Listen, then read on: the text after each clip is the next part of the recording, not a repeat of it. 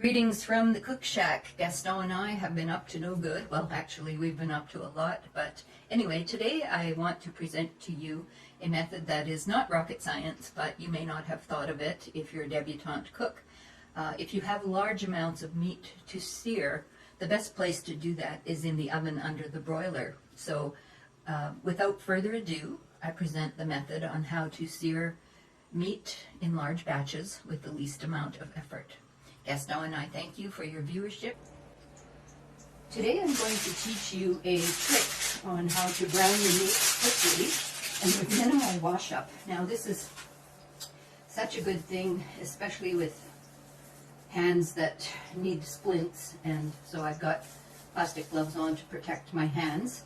And so what I've done here is taken skin on bone in chicken, and I've stripped it of the skin, and I've lined a cookie sheet here that I'm going to just deposit each of these lovely thighs that are my absolute favorite.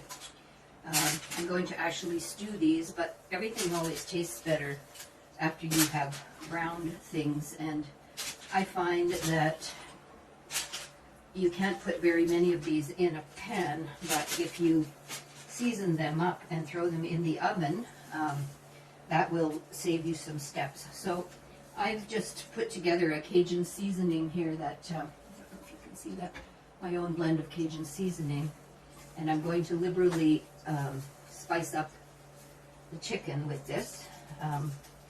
You could use salt or pepper, but it's like a lot of the home chefs and even famous chefs, they say you have to layer things. So what I'm doing here is I'm massaging some of this into the boneless, the bone-in, skin-free chicken thighs, and I am going to flip them over here with my lovely gloves. This really saves the hands. I can't say enough about it. I've done this for a long time. It's just that before the hands were never sore, but this, so I'm just sprinkling it liberally and massaging it in.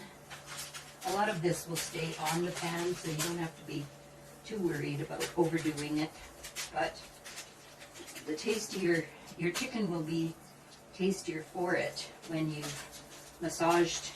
And I'm going to put a little drizzle of oil on this as well. But the other thing I've been doing of late is taking a knife, again with a big handle, and I've been cutting slits into the chicken, a la some of the, for example, Marion Graspy does this anytime she's preparing thighs and legs, just so that more flavor gets into the meat of the chicken. So that's what I'm doing here with my knife, just putting some gashes in there so that some of the flavor will seep in there, and probably speeds up cooking time as well. Not that this is going to take very long to cook after I've put them under the broiler. And that's how I'm going to do it, is put it under a full tilt broiler. And of course you can't walk away on these. You have to keep an eye on it all. And I think that's it. Looks like everything is, maybe we'll do a little bit of a crisscross here. And I'm going to add some oil. I think a little bit of oil just makes it that much nicer. So I put some on the pan and I'm just tossing it. I've also greased this foil so that it won't stick. And probably used about a tablespoon of olive oil. And so we just want to massage everything, make sure some of that wonderful flavor gets into the slits. And we're going to put this under the broiler for 8 to 10 minutes. I have not preheated my pan, or my oven I should say. I have not preheated it. So I'm just going to stick it into a cold oven and set the time for 5 minutes to start, and we'll see how fast it takes to get this all nicely browned. Oh, look at how beautiful the browning is on my chicken.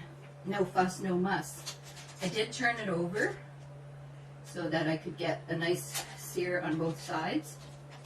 And so this chicken probably still isn't cooked all the way through, but I'm making a slow cooker dish, and they asked for the chicken to be browned before you throw it into the pot. So this was about 7 minutes on each side.